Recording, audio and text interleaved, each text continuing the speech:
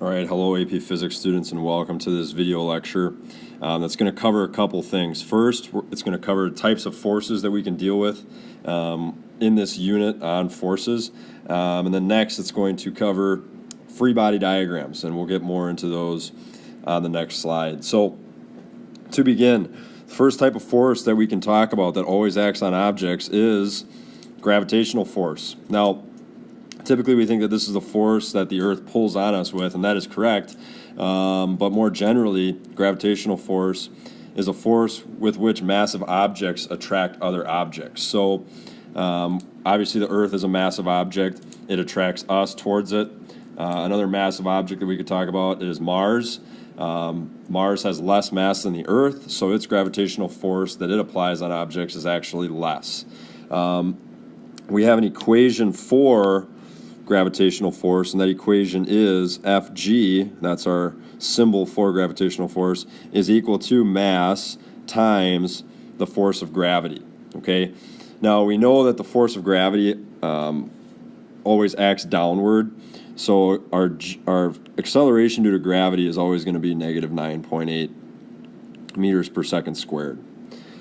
Now, another really important thing to know with gravitational force is that it actually represents an object's weight. Okay, so when you step on a scale and that number that pops up, that's actually the gravitational force acting on you. Okay, so your weight is the gravitational force. Now, the next type of force is called a normal force, and the normal force is actually the force that counteracts gravity. So our normal force is our support force. It's a force that's exerted on an object that's in contact with a stable object. Okay, so the way I like to think about normal force is it is a force that prevents us from being pulled to the center of the Earth. Okay, and our symbol for normal force is Fn. And if our normal force is our support force counteracting gravity, well, it should make sense then that it is the opposite of our force due to gravity. So whatever our force due to gravity is, whatever that number is, our normal force is going to equal that number just in the opposite direction. And in this case, it's going to be the positive direction. Next, we have applied force. And our symbol for applied force is Fa. And this one's pretty basic. Applied force is just a force applied to an object by a person or another object. So if I push someone, that push is an applied force. Next, we have frictional force, and we denote that with the symbol F, little f. And frictional force is pretty general. There's a lot of different types of frictional forces, but the main thing here is that frictional force is a force which opposes an object's motion. Okay, so an example of that we've talked about quite a bit in this class is air resistance. Okay, so that is an example of a frictional force. Next, we have a tension force. So we're going to denote that with Ft. And this is just a force that's transmitted through a string, rope, cable, or wire when pulled tight by forces acting on opposite ends. Okay, so imagine let's do this. You have a picture hanging by a wire.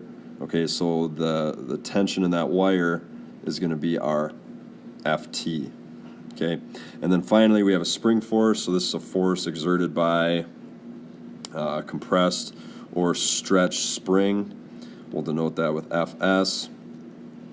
So if we have, let's say we have a block and we have a spring attached to it, if we compress or stretch that spring, that's going to be our Fs. So whatever force is present in that spring, that is our spring force.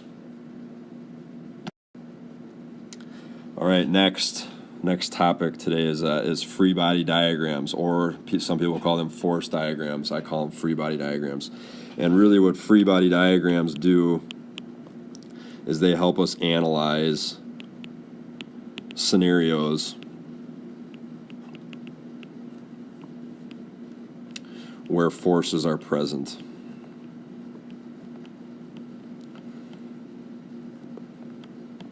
So the best way that I can show you or explain free body diagrams is through an example. So let's say that I have a table and I have a glass of water sitting on that table.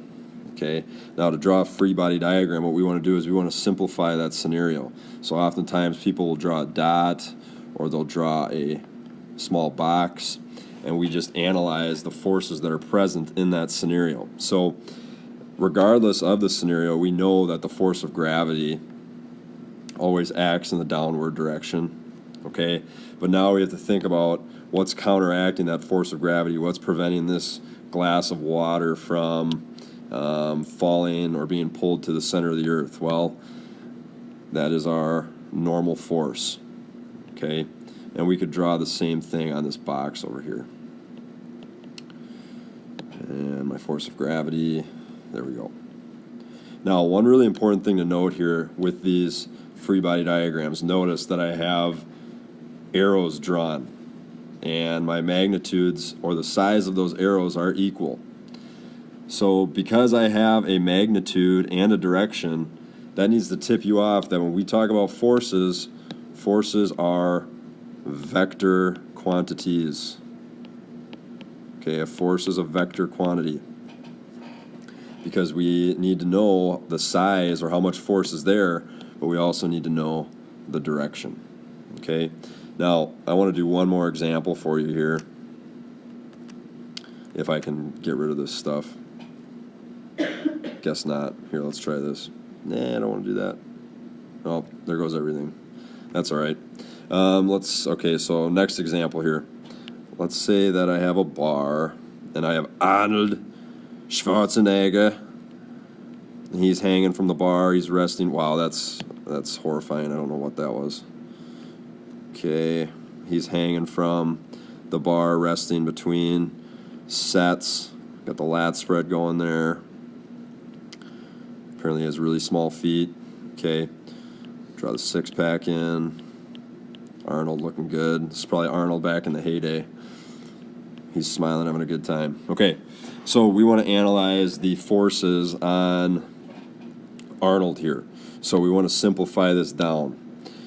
So I'm going to go over here and I'm going to draw my box to represent Arnold. And I know that there's some force of gravity acting on Arnold.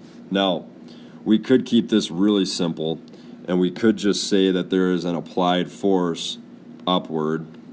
Okay, notice that there's no normal force here because there's nothing supporting Arnold down here. But however, there is an applied force through his arms. Okay, so we could very well draw our free body diagram just like this. And this is about as simple as we can get.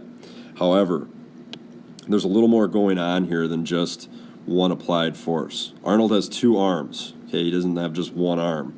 So really, that applied force is being split between the two arms that Arnold has. Okay, so between those two arms is the applied force that's making up this force due to gravity. All right, so I hope that this video was helpful.